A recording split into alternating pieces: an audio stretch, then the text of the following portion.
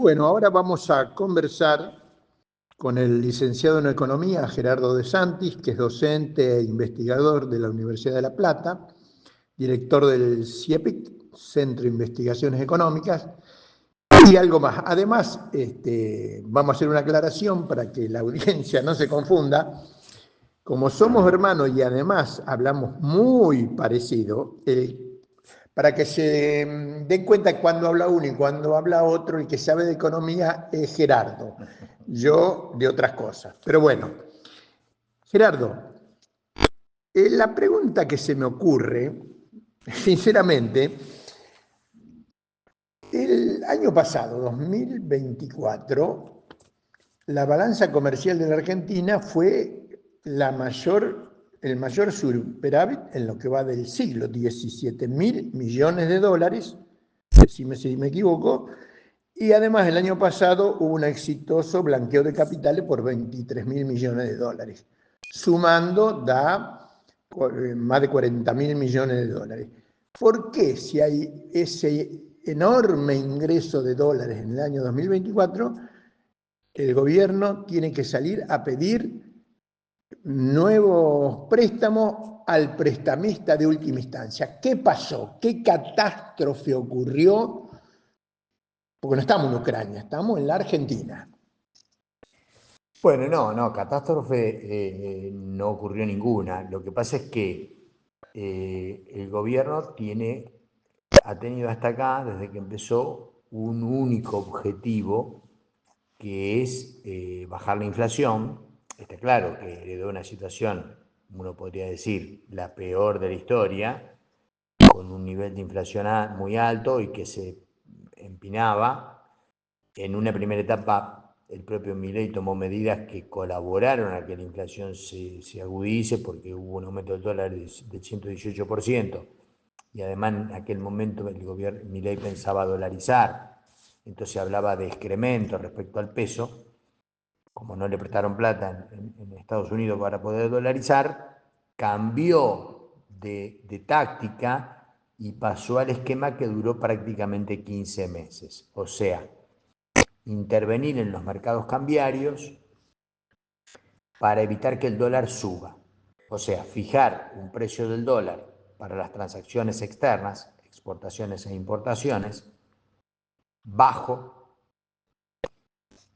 para que eso ayude a contener la inflación, y al mismo tiempo utilizar los dólares que obtuvo de ese superávit comercial que hablas, que en realidad utilizó 20.000 millones de dólares, que los gastó vendiéndolos en los mercados financieros, para que tampoco suban de precio los dólares en los mercados financieros, que son el famoso contado con liquidación, que es para sacar la plata del país, y el MEP, que es para dolarizarte acá, los residentes, los que vivimos acá. Entonces, el dólar estaba barato por regulaciones e impedimentos a comprar a amplios sectores. Las multinacionales no podían remitir utilidad del exterior, las empresas no podían, si no era para importaciones, no podían acceder al dólar oficial, los particulares no podíamos ahorrar al dólar oficial, y al mismo tiempo le permitía a los exportadores liquidar el 20% de las exportaciones. En lugar de liquidarla al Banco Central, el 20% de las exportaciones permitía liquidarlas en el contado con liquidación, o sea, en el mercado financiero. O sea que 20.000 millones de dólares durante el año de ese superávit comercial que vos decís se fue del país, porque los exportadores vendieron esos dólares en el contado con liquidación. Esos dólares terminaron en Nueva York. De alguna manera legalizó lo que vulgarmente llamamos la fuga de divisas. ¿No era legal antes? Antes no era legal, Porque el contado con liquidación existía. Antes no era legal porque vos tenías la obligación de liquidar el 100% de las divisas del dólar oficial. Entonces, para sacar dólares de acá, bueno, podía sacarlo legalmente si el dólar estaba blanqueado, pero también había una tentación en subfacturar exportaciones, cobrar más pero facturar por menos, y eso lo sacabas con el contado por liquidación y lo mandabas a Nueva York, a una cuenta en Nueva York. Quedó legalizado, el exportador exporta, 80% liquidaba al valor del dólar oficial, ponele 1.000 pesos, pero el 20% lo vendía a 1.250 pesos, que era la cotización del contado con liquidación. Le daba un tipo de cambio más alto, era un beneficio para él. Repito, todo esto era, o sea, Milei basó su plan antiinflacionario en hacer un muy fuerte ajuste fiscal, los damnificados ya lo hemos enumerado varias veces, el pueblo en general, los jubilados en particular, especialmente, los salarios de los trabajadores públicos, la inversión pública cero y el impuesto país, que fue un recargo del 10% a todos los productos importados, que pagamos todos los argentinos cada vez que comprábamos algo, adentro de lo que comprábamos había un 10% de impuesto por la proporción de importación que tenía ese producto que comprábamos. O sea, un ajuste muy regresivo, afectó a los sectores populares y a la clase media, básicamente. Y además provocó una transferencia de ingresos hacia los sectores más ricos y más concentrados, porque como le liberalizó los precios y les dijo que eran héroes y que alentó el comportamiento de las grandes empresas a mercados libres y a fijar los precios, el pueblo argentino no solo hizo una transferencia de 5 puntos del PBI para cerrar el agujero fiscal, sino que además perdió ingresos y que fueron transferidos a los sectores más concentrados de la economía argentina. Pero volviendo al punto donde su único eje era reducir la inflación, el hecho de poner un dólar barato para el oficial, para las exportaciones e importaciones, ayudaba a bajar la inflación. Y al mismo tiempo, poner los dólares financieros, que se supone que son los dólares libres, pero usar todo el superávit comercial que vos nombraste, vendiendo en esos dólares en esos mercados financieros, vendiendo esos 20.000 millones de dólares ahí, también provocaba que el precio de los dólares financieros sean ficticios, mucho más bajos que los reales si el Banco Central no hubiese intervenido.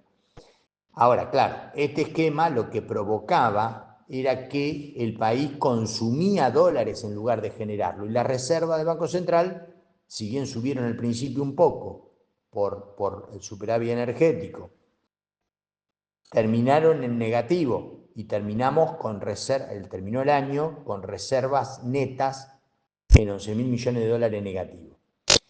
Durante buena parte del 24 y todo lo que va del 25, todos los economistas liberales le decían a Milei que ese esquema macroeconómico era inviable a largo plazo porque terminaba gastando más dólares que los que generaba y que por lo tanto, como éramos deudores, iba a llegar un momento que iba a ser insostenible. Y eso es lo que empezó a pasar este año, en donde las reservas llegaron a un punto límite que lo podríamos graficar diciendo que estaba vendiendo Milei los dólares que los privados tenemos depositados en los bancos. Los bancos tenemos, pues suponete, yo tengo 10.000 dólares depositados en el banco, en cualquier banco. Eso, el 50% del Banco Central lo computa como reservas. Esos dólares que no son de propiedad del central, Milei los vendía en los mercados financieros para mantener los precios de los dólares del mercado financiero bajos artificialmente. Claro. Entonces esto se tornó insostenible. Nombro a que se lo decía el abanico total de todos los economistas liberales para que no parezca que, o sea, si lo decían ellos, ya está, no hace falta más. Y Cavallo le viene diciendo desde octubre del año pasado, en documentos técnicos que publicaba la consultora de Cavallo, tenés que cambiar esto, tenés que dejar de mandar el 20% de las exportaciones al contado con liquidación y para poder generar reservas. No vas a poder llegar a octubre de las elecciones con el dólar a 1.000 pesos porque te vas a tener que gastar todos los dólares de los ahorristas privados. Si un ahorrista va al banco y va a pedir los dólares, el banco no va a tener los dólares para devolvérselo y va a pasar una cosa parecida a la que pasó en el 2001. Entonces, es decir, una corrida contra el dólar. Claro, sí, que había empezado a ocurrir, porque el otro factor que vos me nombrás es el blanqueo. El blanqueo permitió engrosar los depósitos en el sistema bancario en 20.000 millones de dólares. Había 15.000, pasamos a 35.000. Pero, como el modelo generaba cierta incertidumbre, lentamente quienes blanquearon empezaron a retirar los dólares. Y ya habían bajado en un poco más de 5.000. De esos 35.000 pasamos a 29.000 y pico. Ese es claramente un indicio de incertidumbre y de desconfianza en el gobierno. O sea que los dólares al gobierno se le iban por que los depósitos de los que blanquearon retiraban y los volvían a poner en la caja de seguridad.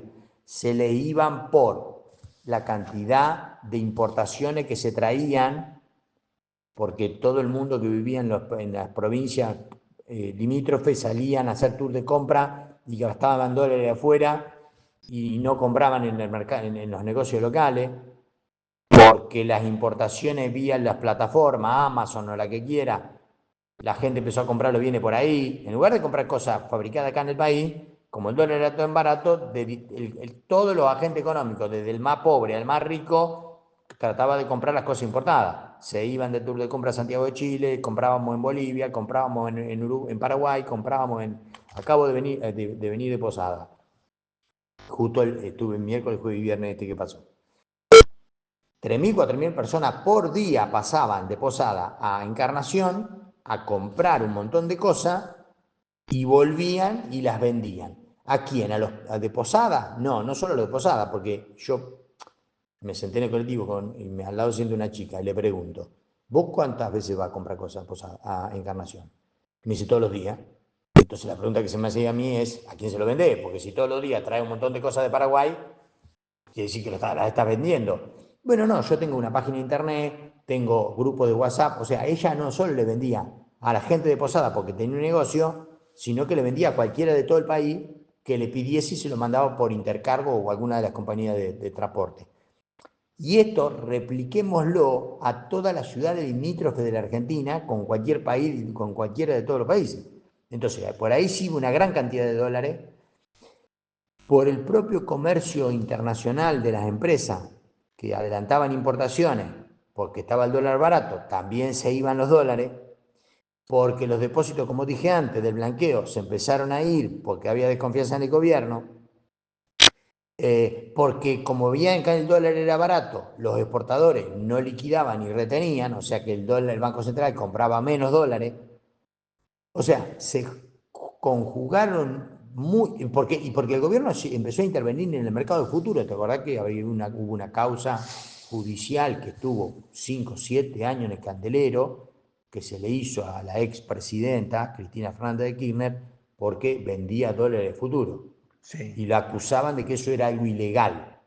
Y estuvo 7 años en la justicia dando vuelta el tema hasta que se declaró su inocencia, ella y la de todo el equipo económico, porque eso se hizo toda la vida y lo estaba haciendo el propio gobierno de Milei ahora. Pero bueno, a algunos le hacen juicio por cualquier cosa porque tienen que estar en el candelero de que están enjuiciados por algo, que tienen alguna causa. Bueno, entonces, por vender dólares a futuro también perdía reservas y la situación en marzo se hizo insostenible. Ahora, pero ya se veía venir porque esto de que pidieron el préstamo, el Fondo Monetario Internacional fue en enero, claro, o incluso antes. Claro, pero el gobierno lo que apostaba era que iba a poder llegar con este esquema macroeconómico a las elecciones, lo que le permitía mantener la inflación en 2%, porque el precio del dólar estaba a 1.000. Eso es lo que no pudo sostenerse.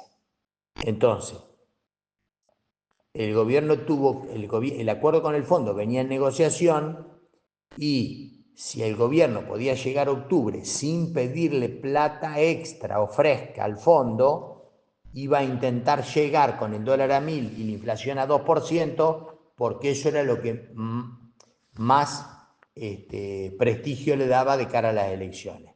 O sea, una nueva devaluación y por consiguiente un nuevo aumento de precios le iba a hacer perder caudal político al gobierno, que terminó ocurriendo... Claro, la situación en la que nos encontramos en este momento. Hoy lunes 14 de abril. Claro, exactamente. Es lo que terminó pasando, que se anunció el viernes pasado, porque no dio para más, se consumió toda la reserva del Banco Central, entonces ya el esquema macroeconómico de Milei cayó por mérito propio, no hubo ninguna cosa extraña, se gastaron los dólares en todos estos distintos destinos que acabo de enumerar.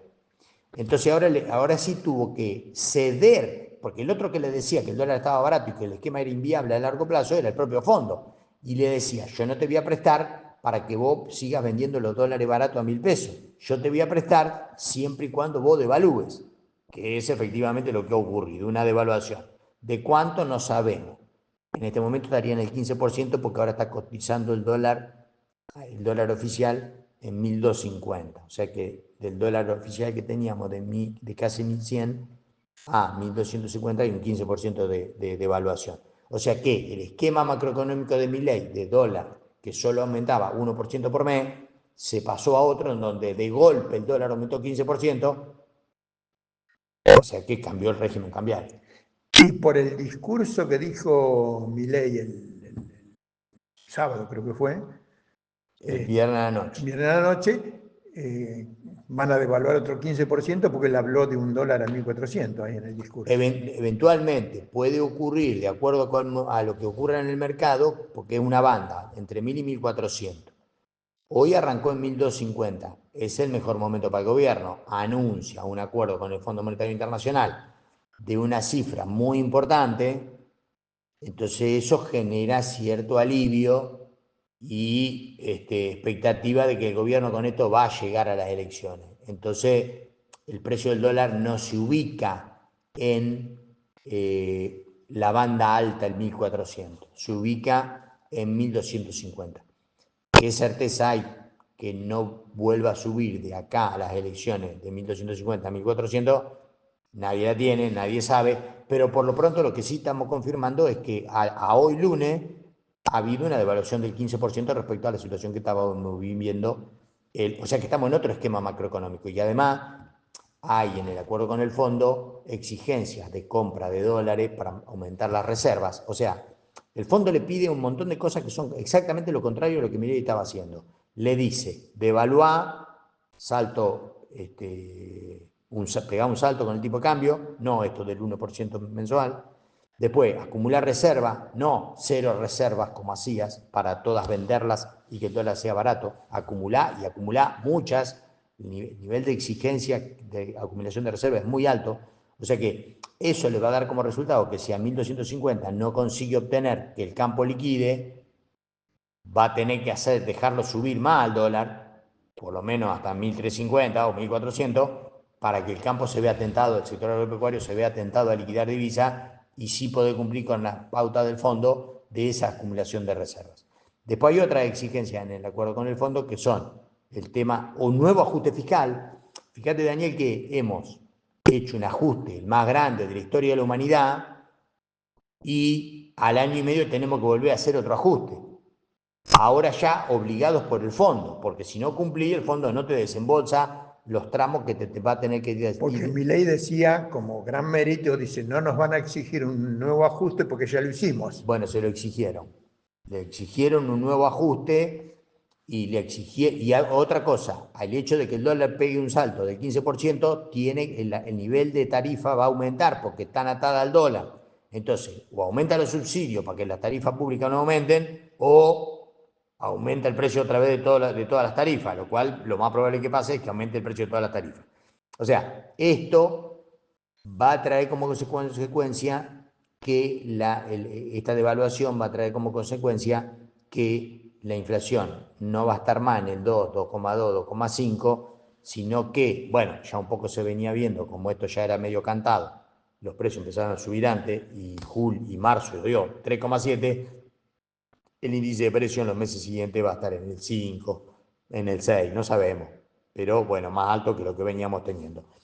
Y eso, lógicamente, va a provocar, según cómo se decida el ajuste para los jubilados o según cómo se resuelva el tema de las paritarias, o sea, le abre varios frentes ahora al gobierno. ¿Qué hace con las paritarias que se venían acordando al 2, al 1? Los sindicatos van a pedir reabrirlas, claro, porque acordaron hicieron un acuerdo con un aumento del dólar del 1% mensual. Ahora no, eso desapareció. Después, Milei decía que los dólares que compraba por la liquidación de exportadores los vendía porque no necesitaba acumular reservas. Los vendía porque en realidad lo que quería es que el dólar siga siendo barato. Ahora no lo puede hacer. Los dólares que compre no los va a poder vender. Es otra exigencia del fondo. Los va a tener que mandar a la reserva. Y va a tener que cumplir una meta de reserva que es muy exigente. Va a tener que acumular estos 8 meses que quedan del año y también los del año que viene. Y eso va a implicar que si no cumple con la acumulación de reserva que va de acá a octubre, no sería extraño que el fondo le pida que, como no cumplió con la reserva y por lo tanto tiene derecho a no girarle más plata que la plata que le tiene prometida para la última parte del año, de octubre en adelante, no se la dé a cambio de que vuelva a devaluar. Que no he nombrado, o lo dije al pasar, pero lo voy a remarcar justamente, porque pensemos esto en términos de éxito o fracaso, que es una simplificación. Si vos asumís el gobierno y a los 3 días anunciás un aumento del precio del dólar del 118%, la más alta de la historia argentina, y a los 7 meses todos los economistas liberales te dicen que el precio del dólar te quedó barato, y algo mal has hecho. Y no solo eso, sino que a los 15 meses de eso, volvés a 15 devaluar. van, no, 14 van, ¿no? Y 12 más 15, 15. 16. A los 16 tenés que devaluar un 15%, o sea, el dólar aumenta 15% más, ya tenía 118 en diciembre del 23, ahora 15. Y no sería extraño, vuelvo a repetir, que después de las elecciones se vea obligado, ahora ya por el fondo, porque de alguna manera ahora está haciendo lo que el fondo quiere, con lo cual eso de fase 3 es para quedar bien, es una declaración política. O sea, está haciendo lo que el fondo le pedía. O sea, ahora estamos en el programa económico del Fondo Monetario. ¿Podemos cambiar un poco el eje y medio para terminar, porque nos Sí. quedan 2, 3, 4 minutos? Bien. Uno escucha a Milei, escucha a los miembros del gobierno, a los economistas, lo único que se habla de finanzas, pero nunca se habla de producción. Claro. ¿Por qué no se habla de producción? Y no se habla de producción porque el tener el dólar barato justamente trae el perjuicio que los afectados son los productores locales. Es así de simple, lo hemos vivido con la tablita Martínez de O, lo vivimos en la década del 90, lo vivimos con Macri 2016-2017 y lo hemos vuelto a vivir este año. O sea, con Macri quebraron 15.000 empresas y se perdieron los empleos respectivos. Ahora ya quebraron 12.000 y se han perdido empleos. Los empleos que se generan son monotributistas, o sea, los empleados formales de la fábrica pierden el empleo y se anotan como monotributistas para poder hacer changa y facturar algo. O sea que no se nota tanto la desocupación porque los obreros formales, trabajadores formales que pierden el empleo pasan a ser monotributistas, entonces queda... pero ya sabemos lo que es un monotributista muchas veces. Alguien que tiene alguna changa eventual. Entonces, de un obrero formal que fabrica muebles, ese puesto de trabajo desapareció, porque la mueblería quebró, porque los muebles vienen todo importados. Entonces, después esos trabajadores de ahí se anotan como monotributistas para hacer cualquier actividad, reparaciones de muebles, ponele, porque más o menos conocen el rubro, pero ya no son más trabajadores que cobran el sueldo que cobraban, no tienen más la obra social que tenían, o sea, una serie de desventajas. Es como un trabajo informal con algún grado de formalidad mínima, que es el pago del monotributo. Bueno, para terminar la conversación, para redondear la idea o para concluir, ¿qué le podés decir a la audiencia de Todos los Fuegos por AM 1570 Radio Rebelde?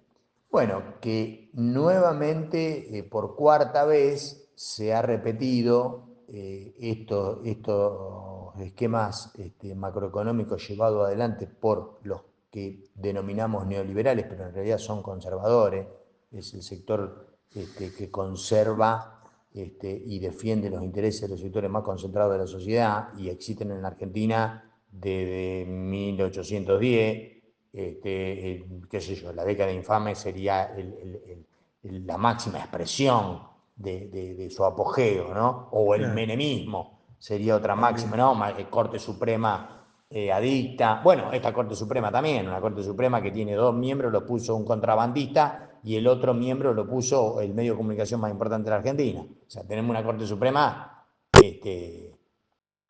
como la que teníamos en la década del 30, o como la que teníamos en la dictadura de Videla, o como la que teníamos cuando no se votaba, digamos, en 1880.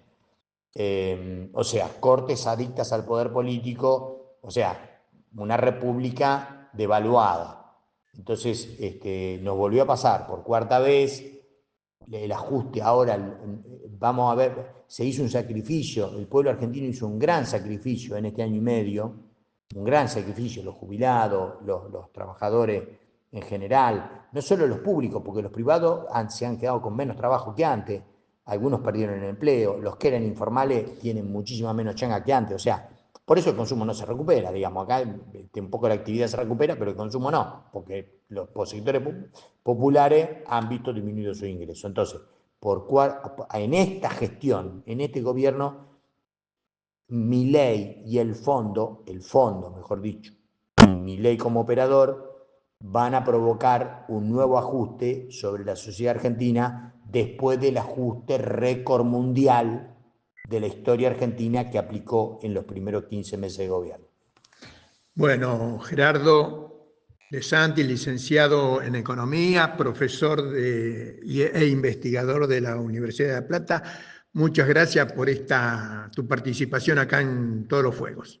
Bueno, muchas gracias Daniel, y nada, para cuando quieras estamos ahí. Hay estos temas que por ahí son un poquito complicados para la gente, pero bueno, tratando de explicarlo lo más sencillo posible para que el pueblo lo pueda entender, y no se nuble con esas cosas que le dicen salimos del cepo. La noticia no es salimos del cepo, devaluamos y los precios de lo que vamos a pagar hoy en el supermercado van a ser más caros que el viernes.